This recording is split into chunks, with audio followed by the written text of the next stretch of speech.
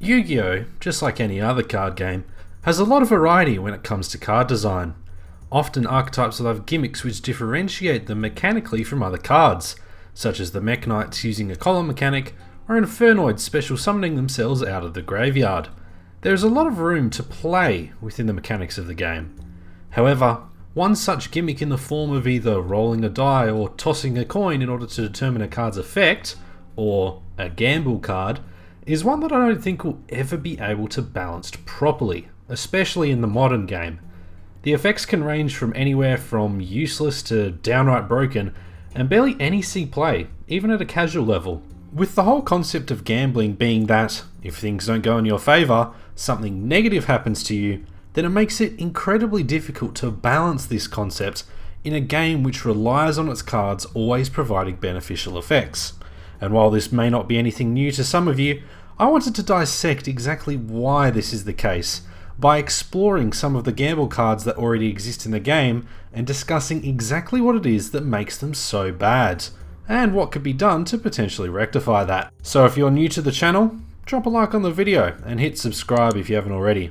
It's free, it helps out the channel, and if you aren't liking the content, you can always unsubscribe later on. To get things started, it's worth pointing out that Konami made an entire deck around the idea of coin tosses, that being the Arcana 4 series, and needless to say, they were never really any good. Gaining one of two effects on summon depending on the coin toss, only one of them ever really saw any competitive play, that being Arcana Force 21, and the only reason it was played was because it had a broken effect in being able to tribute two monsters of your own to skip your opponent's next turn. Compare this to other cards in the archetype, like Arcana Force 7, the Chariot, or Arcana Force 18, the Moon. The first one's good effect makes it a Goyo Guardian, but it only has 1700 attack, whereas its bad effect just straight up gives the card to your opponent, for no cost. Even the good effect isn't that good because of its stats. The Moon falls into a somewhat similar position, where you have to wait an entire turn until your next standby phase just to summon a token to your field. And if the coin lands on tails, it also just straight up gives your opponent your monsters, including itself, for them to do whatever they want with come their turn. And all of this is on a 2 tribute monster with no easy way to special summon it outside of Valhalla. Now, admittedly these cards were made forever ago, but they show pretty clearly how gamble cards need to have an amazing to blatantly broken good effect in order for them to see any play. And this can be seen in some of the other gamble cards that have been printed over the years.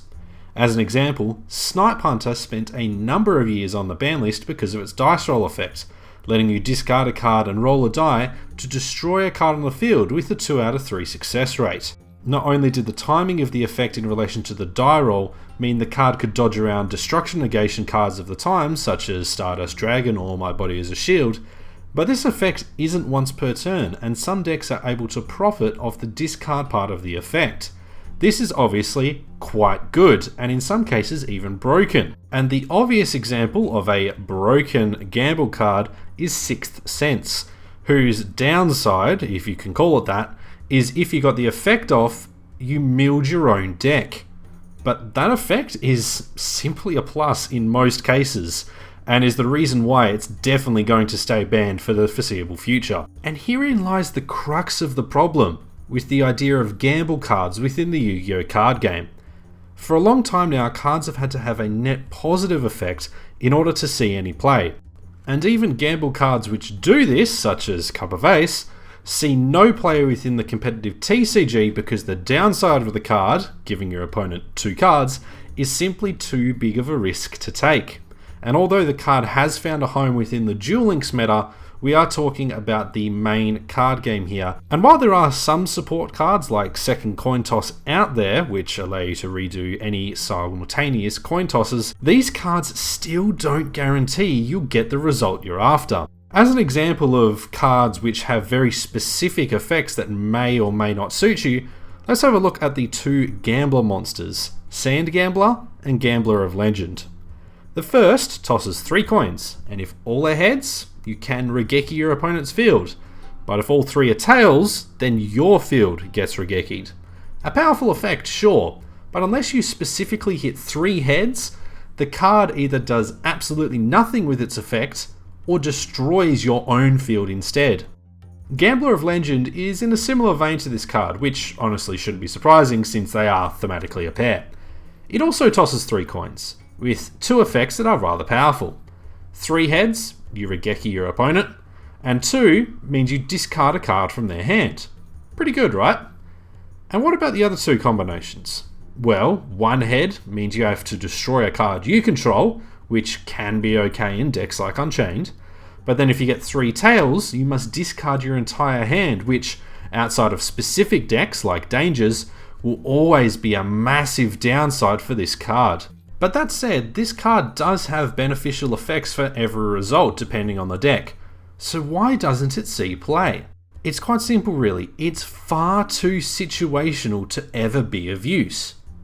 While 2 effects are good generically, even if you get the effects off that you want to in the deck you're using it in, you'd much rather play more generic cards that would be used in more than just one specific situation. Even some of the more recent gamble cards that have been printed, such as Desperado Barrel Dragon or Orgoth the Relentless, simply do away with the idea of a downside to coin tosses or dice rolls in order to get effects off and maintain some level of balancing with their effects that will be useful in the game as it is today.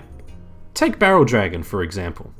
This is honestly a pretty strong card, summoning itself for free if a dark machine you control is destroyed, and then can potentially destroy 3 monsters during each battle phase with its effect, and even drawing you a card if you manage to get 3 heads.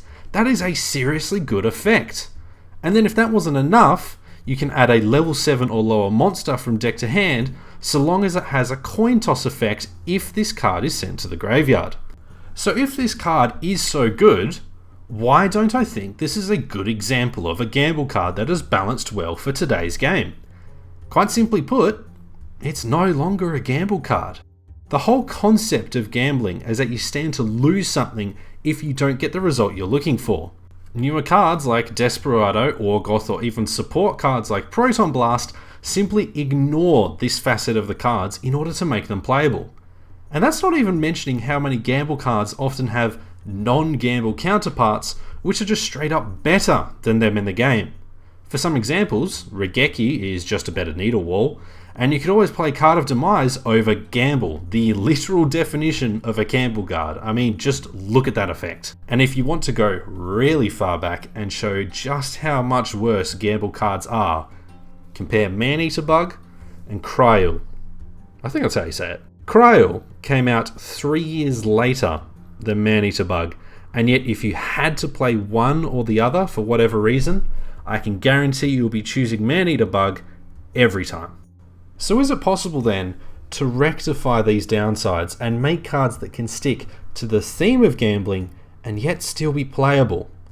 Well, yes and no. Personally, I think in order to make cards with downsides like the ones we've seen on gamble cards playable, you'd have to make an archetype whose entire design is based around going positive even from the bad effects. Perhaps theming them in relation to being the house in a casino, where you and the opponent are players at a table, and therefore everything that both of you do gets impacted. As an example, you could have a field spell where, if one of you summons a monster, you toss a coin, heads it stays on the field, the positive effect, but tails then it goes to the graveyard, the negative effect. Have that apply to both players, then you could build monsters around getting procced by the bad effects of the spells and traps, and thus helping your game plan continue onwards. But even then, you still run into the issue of having cards within a gambling archetype that don't stay true to the idea of gambling as a whole. Unless the positive effects are broken, then the archetype will simply just not be worth playing because of the negative downsides it will have. And this is why I doubt we will ever see any gamble cards, and definitely not any archetypes, that are both balanced and playable, and yet still somehow sticks to the idea of gambling within the game. While you can always take out the risks involved with basing card effects off coin tossing or dice rolls, this will still always remain difficult to balance, with the likes of Desperado Barrel Dragon only considered balanced and not overpowered because of the lack of any good dark machines in the game to build a deck around that aren't Orcust or Cosmo, 2 decks who would much rather do their own thing than tech in this card. But let me know what you think about the gimmick in the comments below. Personally, I'm a fan. But it's not something I would ever consider playing, because I like it when my cards don't blow up in my face. But leave a comment with your thoughts and let's have a discussion. It's always fun to talk to you guys. And I'm going to keep mentioning it for a few videos yet just to get it out there, but I am streaming on Twitch, where you can find me playing all sorts of games, chilling out and just having a fun time really. Don't have a schedule yet. Once uni rolls around, I will make sure that is set in stone. But drop by, leave a follow if you want to, and come enjoy some chill chats with myself and whoever else may be in the chat at the time. But in all honesty, take care of one another, folks, and I shall see you all in the next one.